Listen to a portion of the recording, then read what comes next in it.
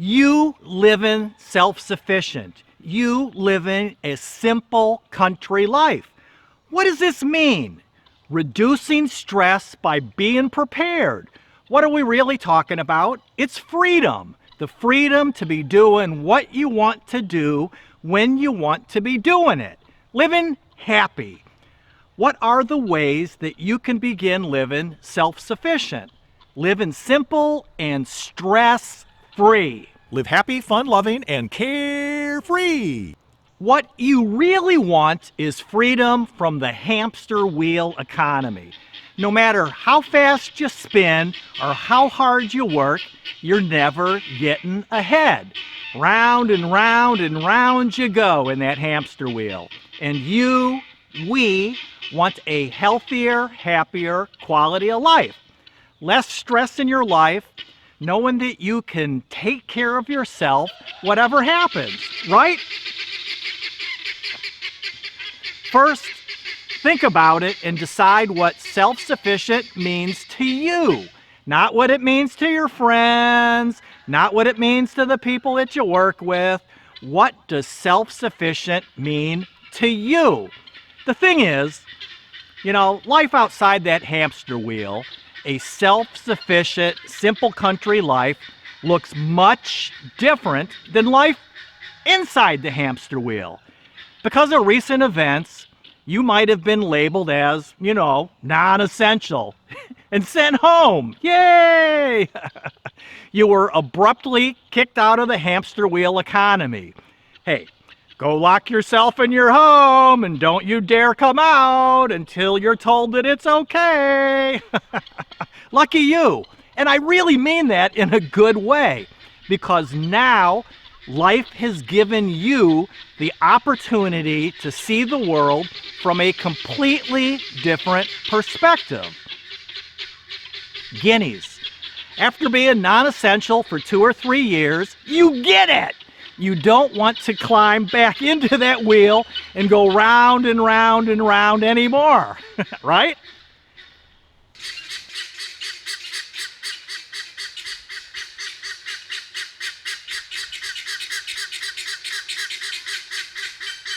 As Ralph Waldo Emerson said, to be yourself in a world that is constantly trying to make you something else is the greatest accomplishment. So here's what I'm thinking. Technology is a wonderful thing. You and I, we wouldn't be here without the internet, right? It's truly amazing.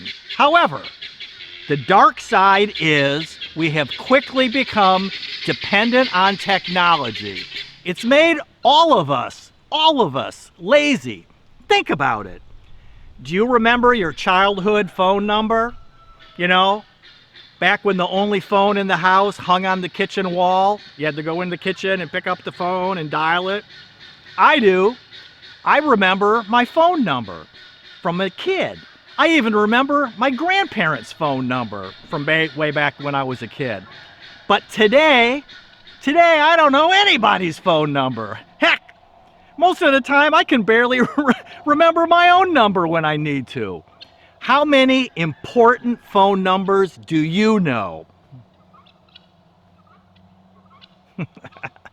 Not using and exercising our memory is dangerous. Letting technology do everything for us prevents real-life happy memories and happy emotions, which is why I love the self-sufficient, simple country life. I was fortunate to grow up before the internet and before smartphones, with many happy memories of climbing trees, wandering through the woods, picking and eating wild berries, fishing, playing ball, riding a unicycle. Yep, I actually had a unicycle when I was a kid. What's your favorite real-life memory? So where do we go from here? What's next? As you move through your day, think about what being self-sufficient means to you and pay attention to what you're doing. If what you are doing is moving you closer to your goal, then you do more of it. If what you are doing is moving you farther away from your goal, then you do less of it. The thing is, it's pretty much impossible to jump from an economy-dependent lifestyle to a self-sufficient, simple lifestyle instantaneously. If you do it gradually, do more of the good things and less of the bad things, you'll get there. For example, is watching TikTok videos on your lunch break moving you toward your goal? Probably not.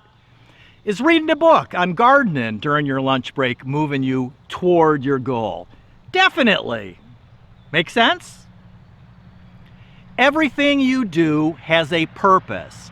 Every action that you take has a consequence. Make sure each action that you take has the correct purpose and the correct consequence. Hey, life is too darn short to not be happy. Think about what being self-sufficient and what freedom means to you.